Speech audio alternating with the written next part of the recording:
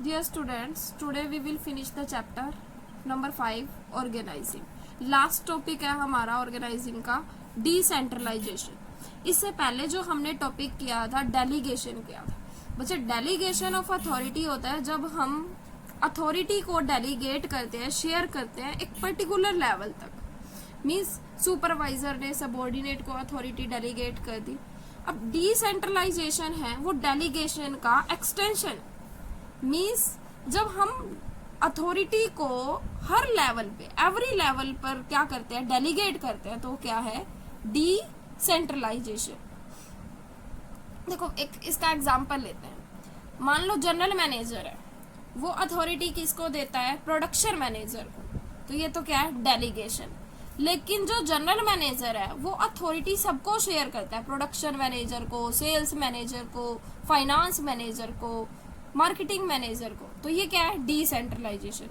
So decentralization can be defined as systematic distribution of authority at every level of management. चाहे top level हो, चाहे middle level हो, चाहे low level हो, हर लेवल पे अथॉरिटी को डिवाइड करना क्या है decentralization. Under decentralization, every employee working at every level gets some share in the authority. मैंने आपको पहले ही बताया कि डिसेंट्रलाइजेशन में फुल फ्रीडम दी जाती है। हर इम्प्लॉइज के पास कुछ ना कुछ अथॉरिटी होती है, चाहे लो लेवल का भी कोई इम्प्लॉई है, अथॉरिटी हम क्या करते हैं, share. Now we will do relation between delegation and decentralization. देखो डेलीगेशन और डिसेंट्रलाइजेशन मोस्टली तो क्या है, सिमिलर टर्म्स है, फिर भी इनमें क्या है डिफरेंस है। कैसे? डेलीगेशन में जो अथॉरिटी शेयर की जाती है वो 2 पर्सन्स में की जाती है। For example manager and subordinate. Manager ने अपनी अथॉरिटी किसको डेलीगेट की, सबऑर्डिनेट को। लेकिन डिसेंट्रलाइजेशन में many people at every level are involve. Means हर लेवल पे अथॉरिटी को डेलीगेट किया जाता है। डायरेक्टर्स हैं, प्रोडक्शन हेड है, मैनेजर है, सबऑर्डिनेट्स है, हर लेवल पे अथॉरिटी को क्या किया जाता है, डिस्ट्रीब्यूट किया जाता है। For example A chief manager of a company assigns a job to the production manager. एक चीफ मैनेजर है कंपनी का, वो प्रोडक्शन मैनेजर को जॉब असाइन करता है for appointing employees needed for his division. कि प्रोडक्शन डिपार्टमेंट के लिए जितने भी एम्प्लॉयज चाहिए उसकी अपॉइंटमेंट प्रोडक्शन मैनेजर को करनी है on salary less than ₹10,000। Then this will be termed as delegation of authority. तो इसको हम क्या कहेंगे, डेलीगेशन ऑफ अथॉरिटी, क्योंकि चीफ मैनेजर ने प्रोडक्शन डिपार्टमेंट के एम्प्लॉयज को अपॉइंट करने के लिए अथॉरिटी सिर्फ किसको दी है, प्रोडक्शन डिपार्टमेंट को। If this authority is delegated to every departmental head, but अगर ये अथॉरिटी हर डिपार्टमेंटल हेड को डेलीगेट की जाएगी, like finance department head, marketing department head, purchase department head, then it will be termed as decentralization. So we can say that in delegation we multiply the authority by 2. Delegation में हम authority को कितने से multiply करते हैं, 2 से। क्यों? क्योंकि अथॉरिटी 2 पर्सन्स में डेलीगेट होती है। whereas in decentralization the authority is multiplied by many, क्योंकि अथॉरिटी जो है मैनी पर्सन्स में डिस्ट्रीब्यूट होती है। फॉर एग्जाम्पल लाइक डायग्राम से समझेंगे हम। देखो डायरेक्टर ने प्रोडक्शन हेड को अथॉरिटी दी, ये क्या है डेलीगेशन। प्रोडक्शन हेड ने प्रोडक्शन मैनेजर को अथॉरिटी दी, ये भी क्या है डेलीगेशन। लाइक सेम ऐसे ही प्रोडक्शन मैनेजर ने सुपरवाइजर को, सुपरवाइजर ने फोरमैन को, फोरमैन ने मशीन ऑपरेटर को। यहाँ क्या है, एक एक लेवल पे अथॉरिटी डेलीगेट हो रही है, this is delegation. But director जो है अपनी अथॉरिटी हर लेवल पे अगर डेलीगेट करता है तो उसको हम क्या बोलेंगे, decentralisation.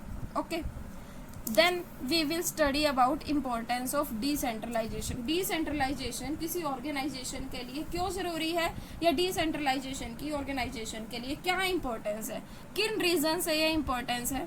Firstly develop managerial talent for future.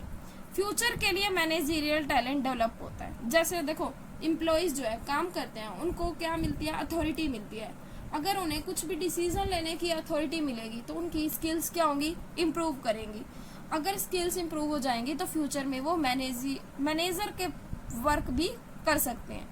Like employees gets experience of work of higher level. Employees को हायर लेवल के वर्क का एक्सपीरियंस मिल जाता है। Employees learn the art of making decision, employees में डिसीजन मेकिंग पावर आ जाती है।